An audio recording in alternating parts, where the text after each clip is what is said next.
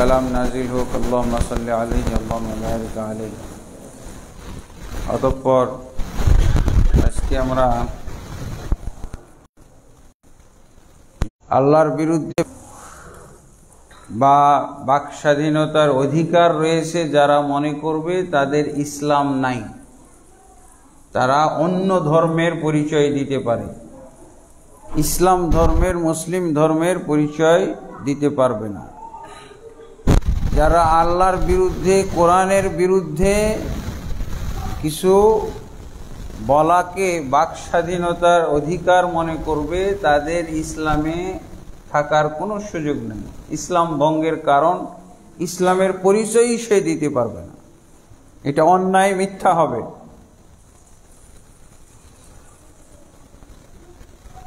এমনিভাবে বিস্তারিতভাবে আমরা বলেছিলাম ইসলামের কোনো বিধিবিধান, ইসলামের কোনো হালাল হারাম, এই সমস্ত বিষয়, মানে এক কথায় কোরআনের একবারে A to Z, সূরা ফাতিহা থেকে সূরা নাস পর্যন্ত একটি শব্দ, একটি অক্ষরের বিরুদ্ধে কেউ বাক স্বাধীনতার নামে কথা বললে তাহলে তার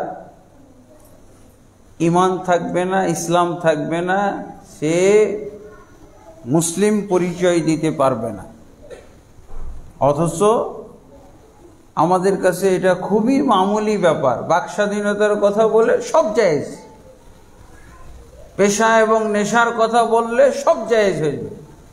এগুলোর কিছু ধর্মীয় ভিত্তি, এইসব কথার ওজন আমাদেরকে জানতে হবে। ওজন জানি না, অজ্ঞতার উপরে তো ইসলাম চলতে পারে না, অজ্ঞতার উপরে অন্য কিছু চলতে পারে, অন্য ধর্ম, কিন্তু ইসলাম ধর্ম অজ্ঞতার উপরে চলার কোনো সুযোগ নেই। এবং এই কথাগুলো একেবারেই এগুলো নিক্ষেপযোগ্য, একেবারেই এইসব কথা, বাক স্বাধীনতার শব্দটা, বাক স্বাধীনতা, কর্ম স্বাধীনতা, একেবারেই নিক্ষিপ্ত, ড্রেনে নিক্ষিপ্ত। এই শব্দটার দিকে তাকানোরই কোনো সুযোগ নাই। এই বিষয়ে আমরা বিস্তারিত আলোচনা করেছিলাম। আজকে কিছু আনুষঙ্গিক বিষয় আলোচনা করব। সেটা যদি ধর্মীয় ক্ষেত্রে হয়ে থাকে তাহলে আল্লাহ তাবারক ওয়া তাআলা বলছেন যে হয় আল্লাহর বান্দাকে, মুসলিম ব্যক্তিকে আল্লাহ এবং আল্লাহর রসুলের দেওয়া যে গণ্ডি আছে, সীমারেখা আছে, এর মধ্যে কথা বলতে হবে। অন্যথায় আল্লাহ তাবারক ওয়া তাআলা কিছু সাবধান বাণী উচ্চারণ করেছেন। সেটা হলো, তিনি বলছেন আম লাহুম শুরাকা শারাউ লাহুম মিনাদ-দীন মা লাম ইয়াযাম বিহিল্লাহ। তাদের জন্য কি আল্লাহর এরকম শরীক শক্তি আছে? আল্লাহ বিরোধী শক্তি আছে? আল্লাহর বিপরীতে কোনো শক্তি আছে, শরীক আছে, যারা তাদেরকে শরীয়ত বানিয়ে দিয়েছে? যারা তাদেরকে শরীয়ত বানিয়ে দিয়েছে, মানে বাক স্বাধীনতার এই শরীয়তটা, বাক স্বাধীনতার এই নিয়মটা কে তাদেরকে দিল? আল্লাহর বিপরীত, আল্লাহর সমকক্ষ কোনো শক্তি আছে নাকি যার অনুমোদন নিয়ে তারা বলবে এই কথাগুলো? আল্লাহর বাইরে তো কোনো শক্তি নাই, আল্লাহর বিপরীতে, আল্লাহর সমকক্ষ, আল্লাহর শরীক বলে তো কিছু নাই। আল্লাহ এটাই বলছেন, তাদের জন্য কি এরকম কোনো শরীক আছে? সেই শরীকের দেওয়া নিয়ম তারা বলবে, বাস্তবায়ন করবে, আর তারা তাদের স্বাধীনতা ভোগ করবে। আল্লাহ ছাড়া তো কোনো নিয়ম আসতে পারে না, রাসূল সাল্লাল্লাহু আলাইহি সাল্লাম ছাড়া তো কোনো নিয়ম আসতে পারে না। ধর্মীয় ক্ষেত্রে কোনো নিয়ম যদি তারা প্রয়োগ করে, কোনো নিয়ম যদি তারা আবিষ্কার করে, তাহলে এখানেই আল্লাহকে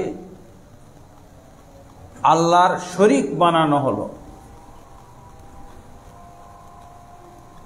বরং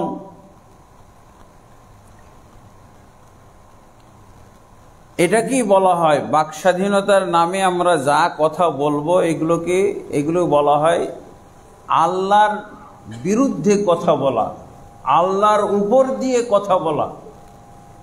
আর আল্লাহর উপরে কথা বলাকে কোরআনের দৃষ্টিতে শিরকের চাইতে বড় অপরাধ বলা হয়েছে। বাক স্বাধীনতা বলে আল্লাহর বিপরীতে, আল্লাহর বিরুদ্ধে কথা বলাকে বা আল্লাহর উপরে কথা বলাকে শিরকের চেয়েও বড় অপরাধ বলা হয়েছে। সেই আয়াতটা হলো সূরা আরাফের 33 নম্বর আয়াত।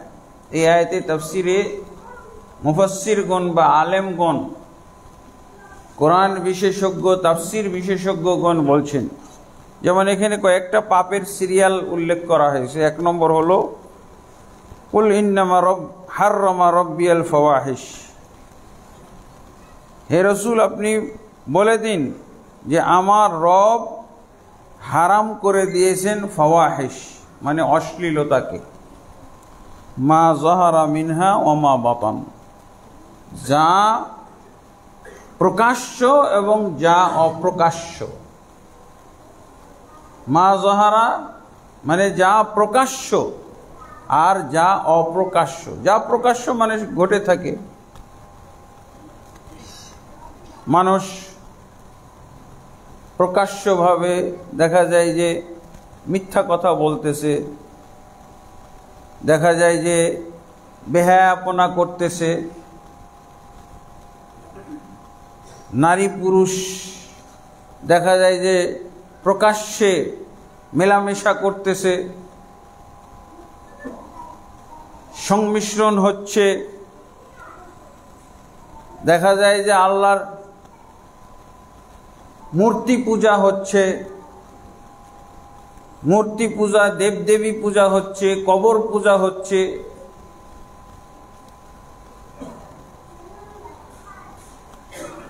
আর কিছু আছে ওয়ামা বাতানা, যা অপ্রকাশ্যে, যা অপ্রকাশ্যে ঘটতেছে। অপ্রকাশ্যে মানে কি? মুনাফিকরা যা ঘটাইতো, যারা মুনাফিকরা যা করতো তা তো সবকিছু অপ্রকাশ্যে ছিল। মুসলিমরা যা করে, পাপ করে, তারা প্রকাশ্যে, তাদের ওগুলো প্রকাশ্য। কিন্তু মুনাফিকরা যা করতো এগুলো হলো অপ্রকাশ্য। অর্থাৎ মনে মনে যেই পাপগুলো করা হয়, নিয়তের মাধ্যমে যে পাপগুলো করা হয়, এগুলো হলো অপ্রকাশ্য।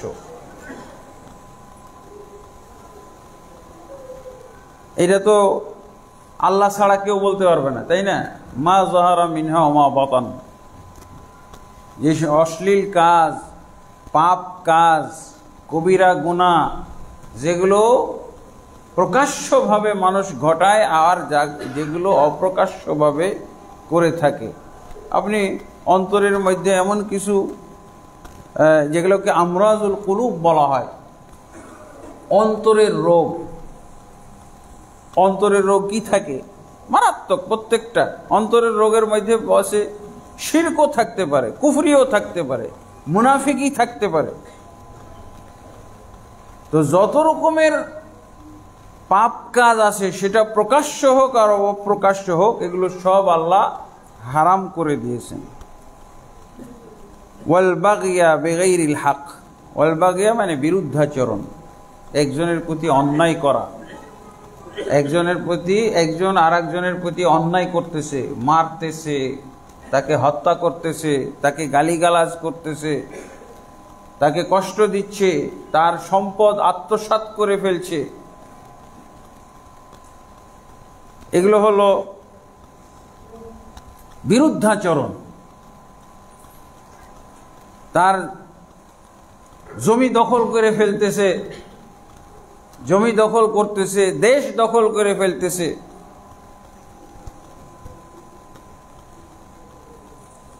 তারপরে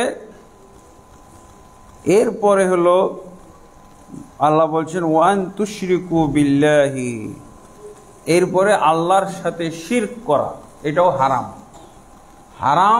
হারামগুলোর মধ্যে প্রথম উল্লেখ করা হয়েছে প্রকাশ্য এবং অপ্রকাশ্য যে সমস্ত পাপ, তারপরে বিরুদ্ধাচরণ,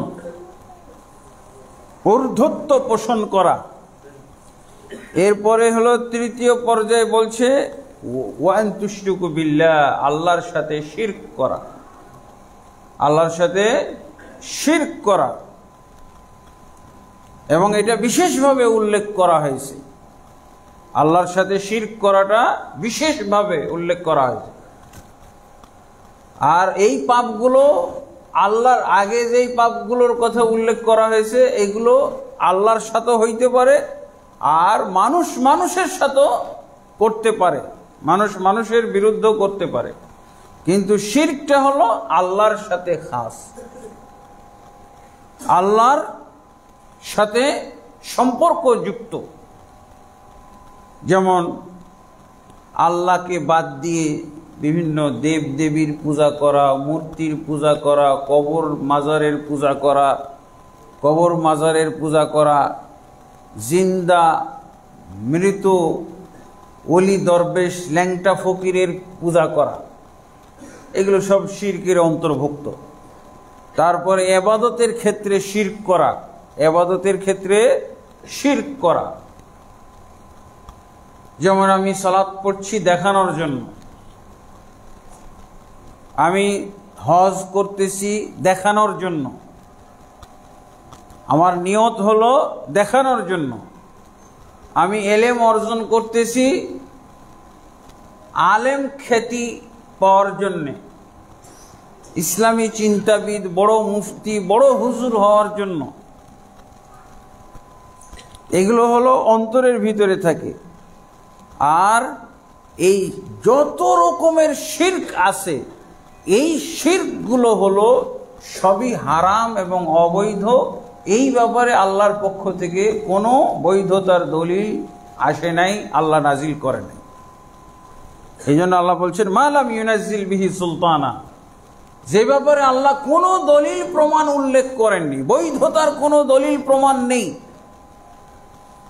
যত ধরনের শিরক আছে। এরপরে চতুর্থ নম্বরে আল্লাহ বলছেন ওয়া আন তাকুলু আলাল্লাহি মা লা তা'লামুন, আর চতুর্থ পর্যায়ের পাপ যেটা আল্লাহ হারাম করেছেন সেটা হলো আল্লাহর উপরে মাতব্বরি করে কোনো কথা বলা, আল্লাহর উপরে, আল্লাহর বিরুদ্ধে নিজে আল্লাহ সেজে কিছু বলা, আল্লাহর মতো, যেটা আল্লাহ বলার কথা এটা আমি বলে ফেলছি। যেই কথাটা আল্লাহর বলার কথা, আল্লাহর বলার এখতিয়ার, আল্লাহর জন্য শোভা পায়, আল্লাহর জন্য কেবলমাত্র উপযুক্ত, এরকম কথা যদি আমি বলে ফেলি, তাহলে আল্লাহর উপরে মাতব্বরিমূলক কথা বলা, এইটাকে অনেকেই বলছেন যে এটা হলো সবচেয়ে বড় পাপ, সবচেয়ে বড় পাপ, এটা শিরকের চাইতে বড় পাপ আল্লাহর উপরে মাতব্বরি করা। এইগুলো, এই আল্লাহর উপরে মাতব্বরি করে কথা বলা, এটাও কিন্তু এই যে বাক স্বাধীনতা, কর্ম স্বাধীনতার অন্তর্ভুক্ত একটা বিষয়। বাক স্বাধীনতা আর কর্ম স্বাধীনতা, আমি যা ইচ্ছে তাই করব,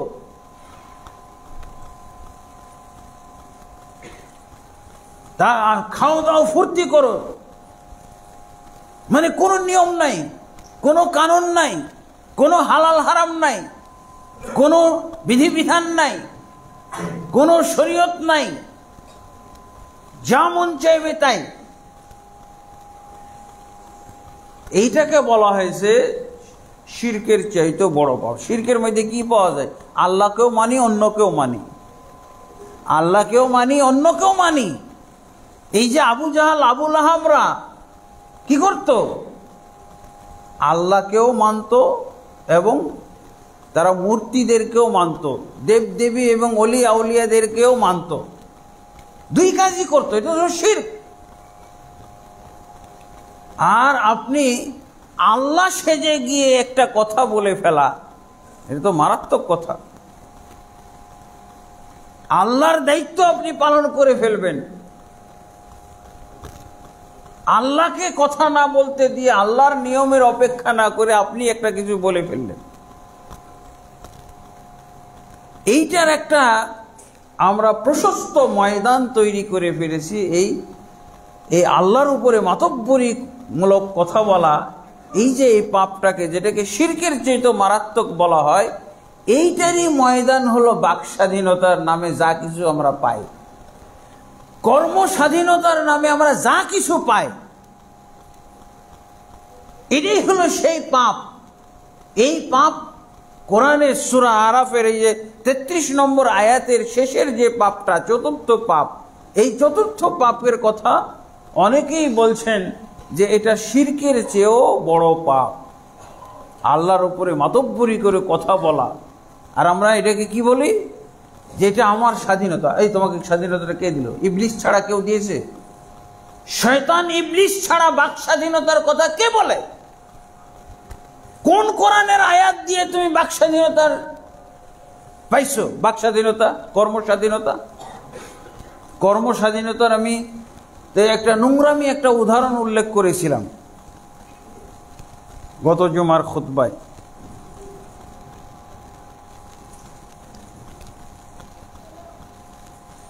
এগুলো জাহিলি যুগের লোকেরাও এরকম কিছু বলতো। জাহিলি যুগের লোকেরাও এই ধরনের কথাবার্তা তারা চর্চা করত। তারা ইচ্ছা মতো যা ইচ্ছে তাই বলতো। যা ইচ্ছা তাই তো বলা যাবে না। ধর্মীয় ক্ষেত্রে আল্লাহর ব্যাপারে, রাসূলের ব্যাপারে যা ইচ্ছা তাই বলা যাবে না। অবশ্যই মেপে মেপে বলতে হবে। যার দলিল পাওয়া যাবে সেটাই কেবল বলতে পারবো, যার অনুমতি আছে সেটাই কেবল বলতে পারবো। যেটা বলার দলিল নাই, অনুমতি নাই, সেটা বলতে পারবো না। এই ব্যাপারে আল্লাহর রাসূল সাল্লাল্লাহু আলাইহি সাল্লাম আমাদেরকে সুন্দর একটা নিয়ম বলে দিয়েছে। সুন্দর একটা নিয়ম, সেটা কি? মান সাকাতা নাজা, যে চুপ থাকলো সে নাজাত প্রাপ্ত হয়ে গেল। মান সমাতা নাজা, যে ব্যক্তি চুপ থাকলো সে নাজাত প্রাপ্ত হইল, সে পরিত্রাণ পেয়ে গেল, সে জাহান্নাম থেকে বেঁচে গেল, সে জান্নাত পাওয়ার উপযুক্ত হলো। আলহামদুলিল্লাহ। মান সমাতা নাজা, মান সাকাতা নাজা। আল্লাহ রাসূল সাল্লাল্লাহু আলাইহি ওয়াসাল্লাম। এই জন্য আল্লাহ রাসূল আরো বলছেন কি? মান কানা ইউমিনু বিল্লাহি ওয়াল ইয়াউমিল আখির ফালইয়াকুল খায়রান আও লিয়াসমুত। যার আল্লাহর উপরে বিশ্বাস আছে, পরকালের প্রতি ঈমান আছে, সে যেন কথা বললে শুধু ভালো কথা বলে। ভালো কথা বলতে কি? ভালো কথা বলতে আল্লাহর কথা হলো সবচেয়ে ভালো। খায়রুল হাদিসি কিতাবুল্লাহ, সবচেয়ে ভালো কথা, উত্তম কথা হলো আল্লাহর কিতাবের কথা, কোরআনের কথা। তারপরে হলো রাসূল সাল্লাল্লাহু আলাইহি ওয়াসাল্লামের কথা, অর্থাৎ সুন্নাহ বা হাদিসের কথা। এরপরে কোনটা ভালো? আল্লাহ রাসূল সাল্লাল্লাহু আলাইহি ওয়াসাল্লাম বলছেন ফালইয়াকুল খায়রান। কোন ব্যক্তি যদি কথা বলে, মুখ খুলে কোনো একটা কথা বলতে চায়, সে যেন কথা বলে কিসের? ভালো কথা বলে, উত্তম কথা বলে। আর উত্তম কথা হলো কোরআন সুন্নাহর কথা। কোরআন সুন্নাহর কথা বলতে আপনাকে কোরআন তেলাওয়াত করতে হবে না, কোরআন সুন্নাহ সমর্থিত কথা, কোরআন সুন্নাহয় অনুমোদিত কথা। আপনাকে আয়াত তেলাওয়াত করে করে প্রতিটা কথায় আয়াত সেট করা লাগবে না, কিন্তু যেই কথাটা বলছেন সেই কথাটা যেন আপনার আয়াত সমর্থিত হয়, আল্লাহর কিতাবের দলিল সমর্থিত হয়, রাসূল সাল্লাল্লাহু আলাইহি সাল্লামের সুন্নাহ বা হাদিস সমর্থিত হয়। যেখানে সমর্থন নাই সেখানে আল্লাহর রাসূল সাল্লাল্লাহু আলাইহি সাল্লামের ব্যবস্থাপত্র, যেটার আপনি দলিল জানেন না, যেই কথাটার সমর্থন কোরআন সুন্নাহ থেকে আপনি জানেন না, সেই ব্যাপারে আল্লাহ রাসূল সাল্লাল্লাহু আলাইহি ওয়াসাল্লাম দ্বিতীয় অপশন দিচ্ছে। দ্বিতীয় অপশন কি? ওয়াল ইয়াসমুত ফালিয়াকুল খায়রান আও লিয়াসমুত, অথবা সে মুখ বন্ধ করে রাখবে, চুপ থাকবে, মুখ খুলবে না, মুখ খোলা যাবে না। আর আপনি বাক স্বাধীনতার নামে খালি সারাদিন বলতেই আছেন, কর্মস্বাধীনতার নামে খালি সারাদিন বলতেই আছেন। আল্লাহ রাসূল সাল্লাল্লাহু আলাইহি ওয়াসাল্লাম বলছেন, মুমিন ব্যক্তি, মুসলিম ব্যক্তি মুখ খুললে সে ভালো কথা বলবে অথবা চুপ থাকবে, খারাপ কথা বলার কোনো সুযোগ নাই, নিষিদ্ধ। যেগুলো নিষিদ্ধ কথা, যেগুলো হারাম কথা, ওগুলো বলবে না। আরেকটা কি? যেই কথার সে দলিল জানে না এরকম কথা বলবে না। এই মর্মে আমি দুইটা হাদিস আপনাদের সামনে তুলে ধরব, সহিহ বুখারী মুসলিম থেকে এসেছে। আবু হুরায়রা রাদিয়াল্লাহু থেকে বর্ণিত হাদিস। তিনি বলছেন, সামি'তু রাসূলুল্লাহ সাল্লাল্লাহু আলাইহি ওয়াসাল্লাম ইয়াকুল, আবু হুরায়রা রাদিয়াল্লাহু বলছেন, আমি আল্লাহর রাসূলকে এই কথা বলতে শুনেছি, কি? ইন্নাল আবদা লা ইয়াতাকাল্লামু বিল কালিমাতি, নিশ্চয়ই কোন বান্দা, কোন আল্লাহর বান্দা, ইয়াতাকাল্লামু বিল কালিমা, কথা বলে ফেলে, কোন একটা কথা বলে ফেলে, মা ইয়াতাবায়্যানু ফিহা, সেই কথাটা তদন্ত করে, চিন্তা ভাবনা করে, খেয়াল করে বলে না। যার ফলে কি হয়? আল্লাহ রাসূল সাল্লাল্লাহু আলাইহি ওয়াসাল্লাম বলছেন, ইয়াজিল্লু বিহা ইলান নার, এই কথাটাই তাকে জাহান্নামের আগুনে নিক্ষেপ করে ফেলে। কথাটা বলে ফেলল, কিন্তু মা ইয়াতাবায়্যান, সে কথাটা চিন্তা করে নাই, এটা কোন মানের কথা, কোন ওজনের কথা, এটা কি পাপের কথা না নেকির কথা, মা ইয়াতাবায়্যান, সে চিন্তা ফিকির করেই নেই। চিন্তা গবেষণা ছাড়া, অনুসন্ধান ছাড়া, খেয়াল গবেষণা ছাড়া বলে ফেলল। আল্লাহ রাসূল সাল্লাল্লাহু আলাইহি ওয়াসাল্লাম বলছেন, ইয়াজিল্লু বিহা ইলান নার, সে জাহান্নামের আগুনে এই কথাটার কারণে নিক্ষিপ্ত হয়ে যাবে, জাহান্নামের কারণে নিক্ষিপ্ত হবে, জাহান্নামের মধ্যে নিক্ষিপ্ত হবে, এবং সে জাহান্নামের এত গভীরে চলে যাবে, এত গভীরে, যেমন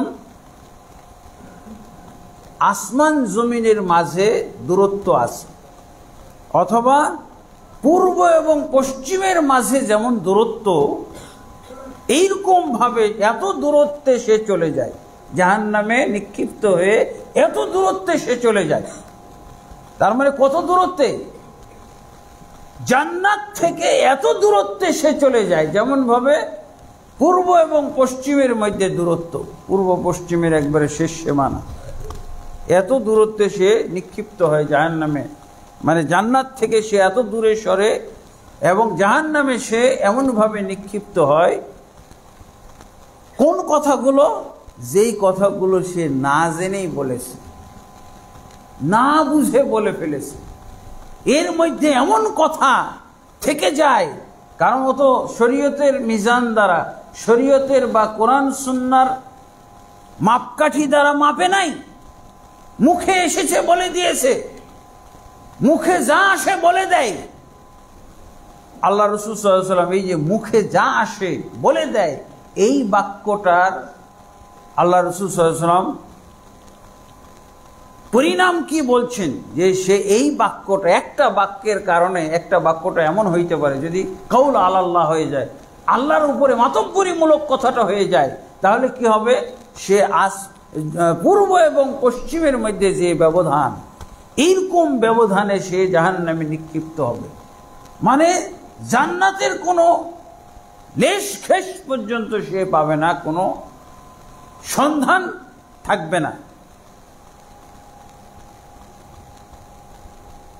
এই মর্মে দেখা যায় যে বেশ কিছু কথা হাদিসের মধ্যেও পাওয়া যায়, হাদিসের মধ্যে, কোরআনের মধ্যেও পাওয়া যায়, হাদিসের মধ্যে পাওয়া যায়। এই ধরনের কিছু কথা জাহিলি যুগের লোকেরা বলতো। জাহিলি যুগের লোকের, ওদের কাছে তো কোনো মাপকাঠি ছিল না, ওরা বলে ফেলতো। যেমন তারা জমি আবাদ করলে এবং তারা বাগান টাগান লাগাইলে তারা বলতো কি যে আমাদের ফসলের এই অংশটা আমাদের দেব দেবীর জন্য, আর এই অংশটা রাখলাম আল্লাহর জন্য। কি বুঝলেন? এইটা হলো আমাদের মূর্তি, দেবদেবী, অলিয়া উলিয়াদের জন্য, আর এটা হলো আল্লাহর জন্য। এমনকি কিছু পশুও তারা ছেড়ে দিত, এটা আল্লাহর জন্য ছেড়ে দিত। আমাদের যুগও কিন্তু এরকম আছে। এটা হলো কর্মস্বাধীনতা, মূর্খতা, অজ্ঞতার উপরে কিছু আমল। জাহিলি যুগের লোকেরা তাদের পশু, উট হোক, গরু হোক, ছাগল হোক, তারা কিছু আল্লাহর নামে বা দেবদেবীর নামে ছেড়ে দিত, অথবা মনে করতো যে এইটা আল্লাহর নামে ছেড়ে দিলাম। আমাদের যুগেও কিছু অজ্ঞ মূর্খ মুসলমান আছে, জাহিলি যুগের, এরা সব জাহিলি যুগের। এই যে ঢাকা শহরে অনেক গরু ছাগল পাওয়া যায়, দেখবেন এগুলোর নাকি কোনো ওয়ারিস নাই, আল্লাহর রাস্তায় কিসের জন্য ছেড়ে দিয়েছে? হ্যাঁ, দরবেশের নামে, নাউজুবিল্লাহ। এগুলো জাহিলি যুগের আচরণ না। এগুলো হয় বিক্রি করে দান করবে, আর না হয় এগুলো জবাই করে, গোস্ত করে, যদি তার প্রয়োজন না থাকে, সে যদি না খায়, তাহলে গরিব, মিসকিন, এতিম, অসহায় এদের মাঝে বন্টন করে দিবে, দরিদ্র গরিব এতিমদের মাঝে বন্টন করে দিবে। কিন্তু এমনি পশুটাকে ছেড়ে দেওয়া, এটা জাহিলি যুগের আচরণ। কোথার থেকে পাইলো আল্লাহ জানে, ইবলিস তাদের শিখাই দিছে যে জাহিলি যুগে আবু জাহালরা এটা করতো, তোরাও কর। এরা পাইলো কোথায়? কোরআনেও নয়, হাদিসে নয়, পাইলো কোথায় এরা? ইবলিস সরাসরি এদেরকে শিখাই দিছে যে তুই এই ছাগলটা, এই গরুটা, এই গাভীটা, এটা তুই ছেড়ে দে রাস্তায়। এগুলো কিন্তু খাওয়াও না যায়, এগুলো খাওয়াও, জবাই করে খাওয়াও না যায়। যারা গরু খাওয়া মুসলমান, ওরা খাইতে পারে, তাদের একটাই পরিচয়, খালি গরুর গোস্ত খায়, এরকম মুসলমান আছে না? এই গরুর গোস্ত খাওয়াটাই আলামত ও মুসলমান। যে আপনি দাওয়াত দিয়ে দেখেন, ও মুসলমান কিনে দাওয়াত দিয়ে দেখেন, আর গরুর গোস্ত কিনে এনে রান্না করে তাকে খাওয়ান, দেখবেন ও মুসলমান। এই গরুর গোস্ত দিয়ে মুসলমান আমরা নির্ণয় করে থাকি, এগুলো গরু মার্কা মুসলমান। ঠিক আছে? যারা শুধু গরু খাওয়ার মাধ্যমে নিজেদের মুসলমানের পরিচয় দেয়, মুসলিম দাবি করে, এরা হলো গরু মার্কা মুসলমান। হ্যাঁ, আমরা তো এর আগে অনেক মুসলমানের, আপনাদের কাছে মমিন মুসলিমের মার্কা বলেছিলাম। কি বলে? ফেরাউন মার্কা মুসলিম মমিন, ইবলিস মার্কা মমিন, মুনাফেক মার্কা মমিন। আজকে বললাম গরু মার্কা মমিন। গরুর গোস্তর মাধ্যমে বোঝা যাবে যে ও মুসলমান। আবার ইদানিং শোনা যায় যে হিন্দুরাও কেউ কেউ নাকি গরুর গোস্ত খায়, হিন্দুরাও গরুর গোস্ত খায়। এই জাহিলি যুগে তারা নিজেদের মনোবৃত্তি থেকে এই কাজগুলো করত, মনোবৃত্তি থেকে। তারা ফসলের এই অংশটা তাদের আমাদের যুগও তো আছে দেবদেবী, আমাদের দিকে, আমাদের যুগে কি অলিয়া আউলিয়াদের জন্য, এটা অমুক পীরের জন্য দিয়ে দিলাম, অমুক পীরের জন্য এই ফল, অমুক পীরের জন্য। পীরকে আগে খাওয়াইতে হবে, প্রথম গাভীর দুধ পীরকে দিতে হবে, পিতামাতাকেও দেওয়া যাবে না, পীরকে দিতে হবে। নাউজুবিল্লাহ। আর আমরা তো বলে থাকি যে পীর সব হলো আল্লাহর দুশ্মন। পীর, ভালো পীর বলে কিছু নাই বাংলাদেশে, হক্কানি পীর সব হলো আল্লাহর দুশ্মন, রসুলের দুশ্মন। যারা পীরকে ভালো বলবে তারাও খারাপ মানুষ, তারাও আল্লাহর দুশমন। পীর কখনো ভালো হইতে পারে নাকি? আলেম ওলামা, আমাদের ইসলামের মধ্যে ভালো মানুষ হলো আলেম ওলামারা, যারা হলো ওয়ারাসাতুল আম্বিয়া, নবীদের যারা ওয়ারিস হইতে পারে। নবীদের ওয়ারিস হলো ইলমের মাধ্যমে, কোরআন সুন্নাহর ইলমের অধিকারী হওয়ার মাধ্যমে কেবলমাত্র আলেম ওলামারা আল্লাহ রসুলের ওয়ারিস হইতে পারে। শুধুমাত্র মুরিদদের ঠগায় আল্লাহর ওয়ারিস হওয়ার কোনো সুযোগ নাই। পীর মানে মুরিদ ঠকানোর একটা শ্রেণী, মুরিদদেরকে ঠকানো। মানুষের সম্পদ বাতিল পথে ভক্ষণ করার একটা লাইন। হক্কানি হক্কানি ফক্কানি সব একই। একজন তো বলেই ফেলছিল, আমাদের বন্ধুদের মধ্যে এক আলেম বলছিলেন যে পীরের মধ্যে হক্কানি হলো তেমন, চোরের মধ্যে যদি কোনো হক্কানি থাকে ওরকমই হলো পীরের মধ্যে হক্কানি। হক্কানি চোর যেমন আছে, হক্কানি চোর কাকে বলা হয়? এমন ভাবে চুরি করবে আপনি জানতেই পারবেন না। তো হক্কানি পীর হলো এমন ভাবে আপনার ইমান চুরি করবে যে আপনি বুঝবেনই না, টেরই পাবেন না। আপনি মনে করতেছেন আপনার ভালোই করতেছেন, নাউজুবিল্লাহ। তো হক্কানি হলো এরকম। এই বক্তব্য দেওয়ার কারণে বেচারা কি বলে আমাদের কাজী ইব্রাহিম ভাইকে, আর সাথে সাথে এই কি বলে কামাল উদ্দিন জাফরি, এবং আমিও সাথে ছিলাম বরিশালে এক জায়গায়, বরিশাল পটুয়াখালী ওই এলাকায় আমাদেরকে অবাঞ্ছিত ঘোষণা করা হয়েছিল। আমি তো যাইতাম না। এই বক্তব্য দেওয়ার কারণে পীরেরা চরমভাবে খেপে গেছিল যে অবাঞ্ছিত। ভোলা এলাকায় সব পীর মুরিদের লোকেরা মিছিল করে একেবারে বিশাল মাহফিলের আয়োজন করে অবাঞ্ছিত ঘোষণা করেছিল। পীরের মধ্যে হক্কানি যেমন মানানসই, হ্যাঁ তেমনি যদি এটা মানানসই হয়ে থাকে তাহলে চোরের ক্ষেত্রেও হক্কানি। কারণ পীররা কখনো সত্যিকার ইসলাম বুঝে না, বোঝার সম্ভাবনা, এবং তারা কোরআন সুন্নাহর দিকে মানুষকে আহ্বান করে না, নিজেদের দিকে আহ্বান করে। কিন্তু কিছু ধোঁকা দিয়ে কথা বলছে আল্লাহকে পাইতে হলে, রসুলকে পাইতে হলে, জান্নাত পাইতে হলে নাকি ওখানে আসতে হবে। এগুলো হলো ধোঁকা, প্রতারণামূলক কথাবার্তা। আল্লাহকে পাইতে হলে তো অবশ্যই আল্লাহর কিতাবে আসতে হবে, আল্লাহর কিতাবে আসতে হবে, ওখানে যাইতে হবে কেন? আল্লাহর কিতাব তো মসজিদের মধ্যেই আছে, আল্লাহর কিতাব তো বাড়িতেই আছে। রসুলকে পাইতে হলে রসুলের কিতাবটা তো বাড়িতেই আছে, রসুলের কিতাব তো মসজিদেই আছে। ওখানে নিয়ে যায় আপনাকে ধোঁকা দিয়ে আপনার পকেট খালি করার জন্য, আর ওর বস্তাগুলো ভরার জন্য নিয়ে যায় আপনাকে, ওর বস্তাগুলো ভরার জন্য। এখানে কি এই পীরমিরিদি লাইনের মধ্যেও কিন্তু এরকম কতগুলো কথা আছে। কাউল আলাল্লাহ, আল্লাহর বিরুদ্ধে কথা বলা, আল্লাহর বিপরীতে কথা বলা। যেমন আপনারা হয়তো অনেকেই জানেন যে এক পীর সাহেবের দরবারের বা সিলসিলার বড় ওলি, বড় আলেম, সে আল্লাহকে কি আল্লাহর শানে কি শব্দ বলেছিল জানেন? আল্লাহর হুঁশ নাই, আল্লাহর হুঁশ নাই। এটা বলেন তো ইমানি বাক্য এটা?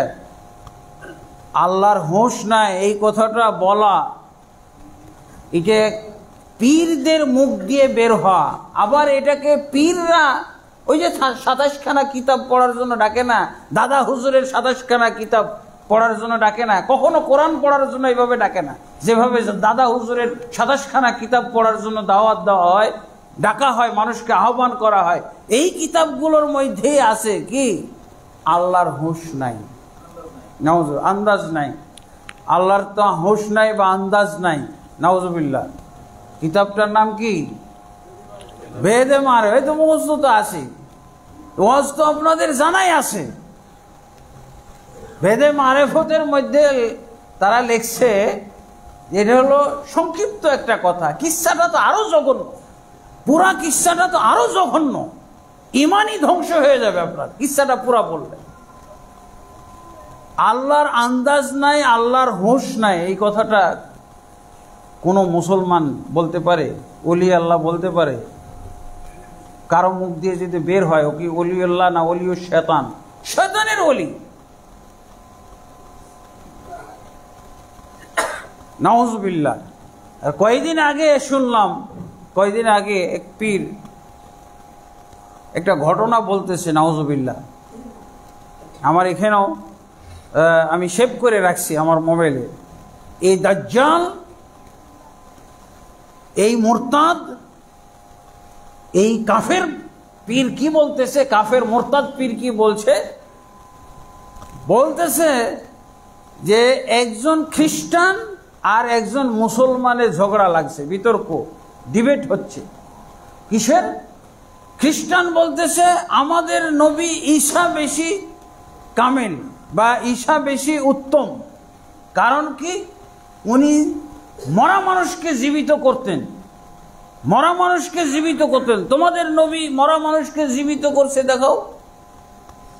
খ্রিস্টান জিজ্ঞেস করছে মুসলমানকে। তারপর মানে এই গত সপ্তাহে আমি শুনছি, এর আগে অনেকদিন আগে একবার শুনছিলাম, এটা আবার টেলিভিশনে প্রচার হচ্ছিল। নাউজুবিল্লাহ, টেলিভিশনে প্রচার হচ্ছে এই ডায়ালগটা। এটা অনেক বছর আগের ঘটনা। আর ইদানিং গত সপ্তাহে আমি শুনতেছি একটা কি ইউটিউবে ভিডিও ক্লিপ শুনতেছি, কি বলতেছে যে এই খ্রিস্টান বলতেছে আমাদের নবী ঈসা তিনি বেশি কামেল, বেশি উত্তম, তার কারণ উনি মরা মানুষকে জীবিত করে দিতেন। আর মুসলমান, মুসলিম ব্যক্তি বলছে না আমাদের নবী সবচেয়ে উত্তম, আমাদের নবী সাইয়্যিদুল মুরসালিন, সাইয়্যিদুল আউওয়ালিন ওয়াল আখিরিন, আমাদের নবী হলেন সবার চেয়ে শ্রেষ্ঠ, সমস্ত নবী রাসূলদের চাইতে শ্রেষ্ঠ। শুধু ঈসা না, আদম থেকে নিয়ে কিয়ামত কাল পর্যন্ত যত নবীর এসেছে সবার মধ্যে শ্রেষ্ঠ হলো নবী সাল্লাল্লাহু মুহাম্মদ সাল্লাল্লাহু আলাইহি ওয়াসাল্লাম। এই ডিবেট শুনতেছে আবার কে? আব্দুল কাদের জিলানী। নাউজুবিল্লাহ। আব্দুল কাদের জিলানী এই ডিবেটটা শুনতেছে। মুসলিম আর মসিহি, মুসলিম আর খ্রিস্টান এই ডিবেট করতেছে। পরে আব্দুল কাদের জিলানী এসে মুসলমানদের পক্ষ অবলম্বন করছে। আব্দুল কাদের জিলানী নাকি এর আগে শুনছিলাম এটা অন্য কায়দায়, কিন্তু এই পীর, এই মুরতাদ অন্যভাবে বলতেছে। বলতেছে আব্দুল কাদের জিলানী রহমতুল্লাহ আলাইহি নাকি চলে আসছে, এই বা শুনতেছিল। যখন দেখতেছে যে মুসলিম ব্যক্তি তো এরকম কোনো দিতে পারছে না, মানে শুধু দাবি করতেছে, এরকম কোনো জলজান্ত কোনো মানে প্রমাণ দিচ্ছে না, তো আব্দুল কাদের জিলানী তিনি এসে বলতেছেন, এই তুমি তো বলতেছো তোমাদের ঈসা শ্রেষ্ঠ, আর তুমি বলতেছো ঈসা নবী এরকম মরা মানুষকে জীবিত করত, বলো তো কি বলে জীবিত করত? খ্রিস্টানকে জিজ্ঞেস করছে। বলছে উনি যে কোনো কবরের ওখানে যে কোনো মৃত ব্যক্তির সামনে গিয়ে বলতেন, কুম বিইজনিল্লাহ, তুমি আল্লাহর নির্দেশে, আল্লাহর অনুমতিক্রমে দাঁড়িয়ে যাও, জিন্দা হয়ে যাও, আর সেই ব্যক্তি জিন্দা হয়ে যেত। তারপরে ওই ব্যক্তি আব্দুল কাদের জিলানী বলছে, এই তুমি কি নিয়ে আসছো, এটাতে কোনো শ্রেষ্ঠত্ব হয়? আরে আমি তো আমার নবী মোহাম্মদ সাল্লাল্লাহু আলাইহি ওয়াসাল্লাম তো দূরে থাক, আমি আব্দুল কাদের জিলানী আমি কুম বিইজনিল্লাহ বলি না, আমি আল্লাহর নির্দেশে তুমি জিন্দা হও এই কথা আমার বলাই লাগে না, আমি বলি আমার নির্দেশে তুমি জিন্দা হও, জিন্দা হয়ে যাও। চলো তুমি কোন কবরস্থানে নিয়ে যাবে আমাকে। আমি আল্লাহর কথাই বলবো না, কুম বিইজনিল্লাহ এটা আমি বলবো না। আমি বলবো আমার নির্দেশে তুমি জিন্দা হয়ে যাও, দেখো জিন্দা হয়ে যায়। তাহলে কে শ্রেষ্ঠ? মুহাম্মদের কথা তো পরের কথা। আমি মুহাম্মদের একজন উম্মত হয়ে আমি যদি বলি আমার নির্দেশে তুমি জিন্দা হও, তাহলে সে জিন্দা হয়ে যায়। আর তোমার নবীর পাওয়ার কত কম, তাহলে আমাদের নবীর পাওয়ার বেশি। নাউজুবিল্লাহ। আল্লাহকেও লাগে না, নাউজুবিল্লাহ। এগুলো হইল কওল আলাল্লাহ, ছড়িয়ে ছিটিয়ে আছে পীর জগতে, পীর মুরিদির জগতে এগুলো ছড়িয়ে ছিটিয়ে আছে। কি বলছেন আপনি? তাহলে এই লোক কি মুসলমান? এই লোক তো আবু জাহেলের চাইতো খারাপ। আবু জাহেলও এই আকীদা পোষণ, এত জঘন্য আকীদা আবু জাহেলের ছিল না। যেই আকীদা পোষণ করলো, যে আকীদা প্রকাশ করলো, এই তথাকথিত ভণ্ড মুরতাদ কাফের এই পীর, একে যে কাফের না বলবে, একে যা মুরতাদ না মনে করবে, সেও মুরতাদ হয়ে যাবে। নাউজুবিল্লাহ। তারপরে এই হক্কানি জগতে আরো তো আমাদের কাছে উদাহরণ আছে। কি চরমনায়ের মুরিদ হলেই নাকি নাজাত, ওর কোনো হিসাব নিকাশি নাই। কিসের আরশের তলে, আরশের নিচে ছায়া পাওয়ার জন্য 7 শ্রেণীর লোক হওয়ার দরকার, চেষ্টা করবেন আপনি। 7 শ্রেণীর লোককে আল্লাহ আরশের নিচে ছায়া দিবে, তাই না? এটা হলো 8ম শ্রেণী। হাদিস পার। চরমনায়ের মুরিদ হয়ে গেলে আর আপনার এইসব টেনশনই নাই। এই 7-এর মধ্যে যাওয়ার কোনো চেষ্টা করা লাগবে না। খালি কোন রকম মুরিদ বলে দিতে পারলেই হলো, নামটা বলে দিতেই পারলে হলো, আমি চরমনায় পীরের মুরিদ, বাস শেষ। বুঝেছেন? হিসাব নিকাশি নাই। এক ভণ্ড ওয়াজ করতেছে এটা। চরমনায় পীরের খালি মুরিদ পরিচয় দিচ্ছে, যাও খালি ডাইরেক্ট জান্নাতে চলে যাও। আর জাহাজের কথা তো শুনছেনি। এগুলো সব কাউল আল্লাহ, আল্লাহর উপরে কথা বলা। এগুলো হলো পীর মুরিদি জগতে ভেসে বেড়াচ্ছে আল্লাহর উপরে কথা বলার এইসব নমুনাগুলো। একজন তাদের সিলসিলার পীররা কি করবে, যখন মানুষ আর হাসরের ময়দানে ঘামের মধ্যে এইভাবে হাবুডুবু খাবে, সেই সময় নাকি চরমনায় পীরের সব সিলসিলার মুরিদরা এসে, পীররা এসে জাহাজে করে উঠাই নিয়ে চলে যাবে। কোথায় যে নিয়ে যাবে আল্লাহ জানে। জাহান্নামী ডাইরেক্ট নিবে না, কোথায়? ওরা তো বলতেছে জান্নাতে নিয়ে যাবে। অথচ হাদিসের নিয়ম হলো এরপরে আল্লাহ তাবারক ওয়া তাআলা ফয়সালা শুরু করবেন। রাসূলুল্লাহ সাল্লাল্লাহু আলাইহি ওয়াসাল্লাম সুপারিশ করার মাধ্যমে ফয়সালা, আল্লাহ তাবারক ওয়া তাআলা ফয়সালা শুরু করবেন। বান্দাদের মাঝে বিচার কাজ শুরু করবেন। আর এরা বলতেছে না, জাহাজ নিয়ে এসে নিয়ে চলে যাবে, ঝামেলা ঠিক শেষ। পীর সাহেব জাহাজ নিয়ে আসবে আর নিয়ে চলে যাবে, সবকে নিয়ে। এই ঝামেলা। এরা হলো 8ম প্রকার। হাদিসে পাইছেন তো 7 প্রকার মানুষ, বুঝেছেন, নাজাত পাবে সেই হাসরের ময়দানের আযাব থেকে। আর এটা হলো 8 প্রকার। আপনি খালি চরমনের মুরিদ হয়ে যাবেন, বাস 8ম প্রকারের মধ্যে চলে গেলেন। কোনো হিসাব নিকাশও নাই আপনার। এই ঘামের সাগরে হাবুডুবু খাওয়াও নাই, জাহাজে উঠে যাবেন। আর খালি মুরিদ হওয়ার মাধ্যমে টিকিটটা সংগ্রহ করবেন, কুপুর মুরিদ হবেন।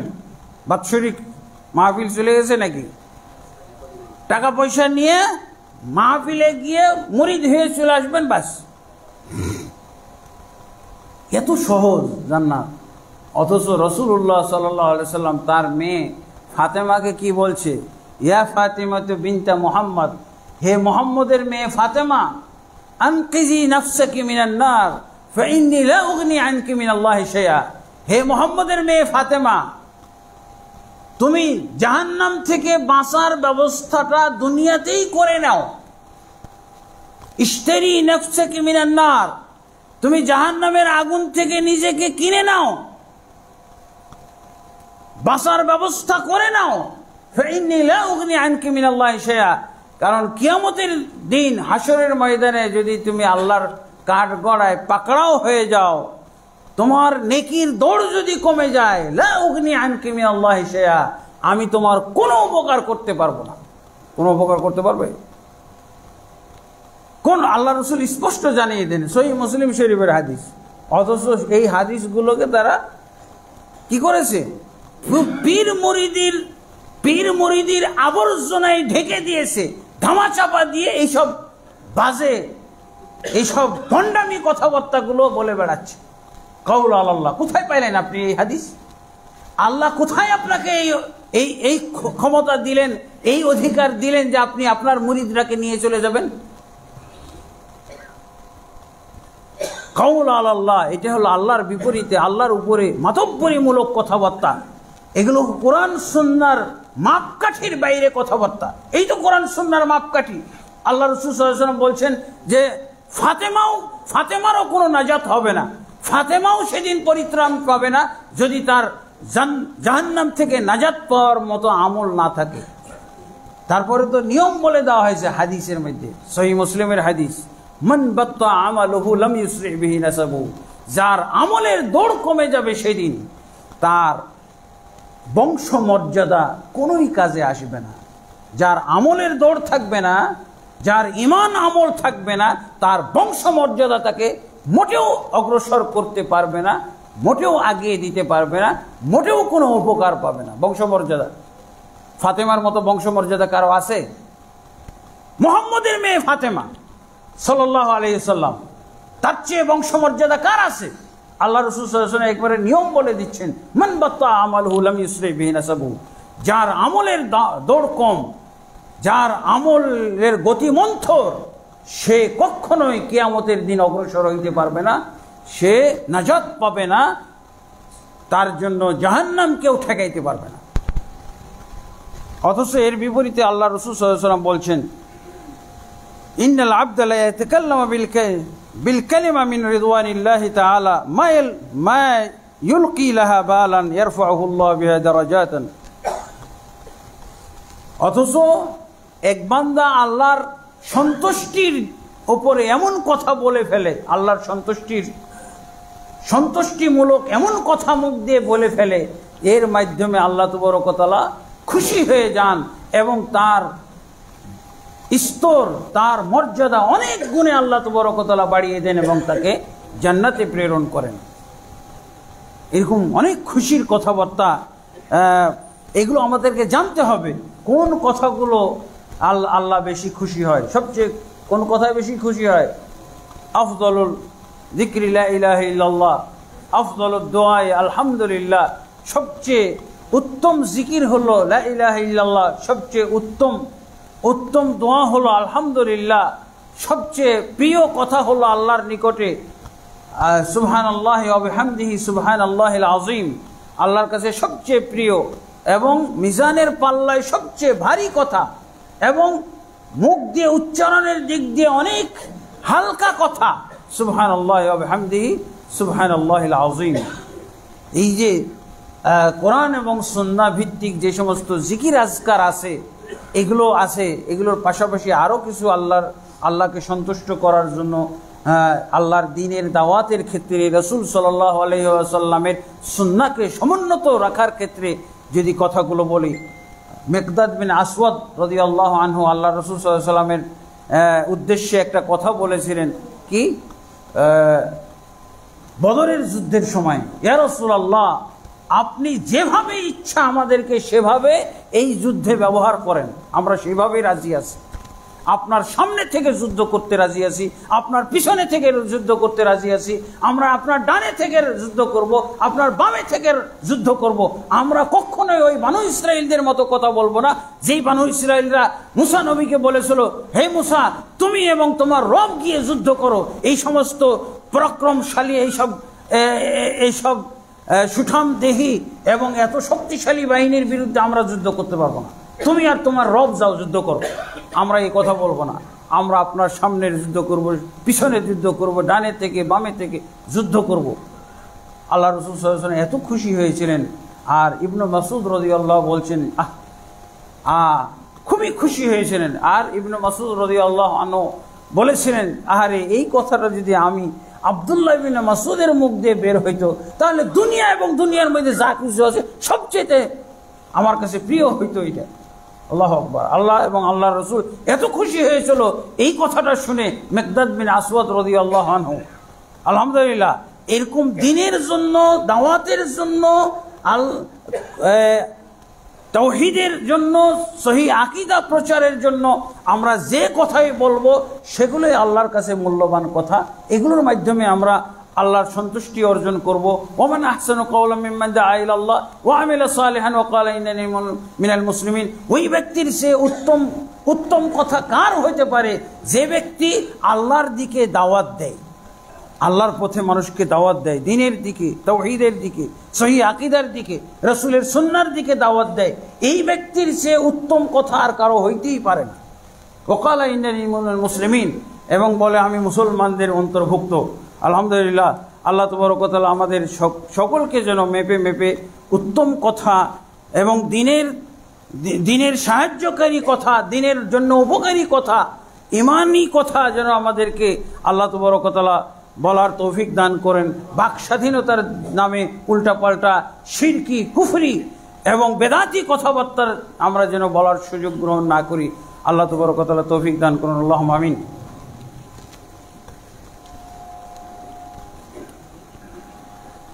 আলহামদুলিল্লাহি রাব্বিল আলামিন, আসসালাতু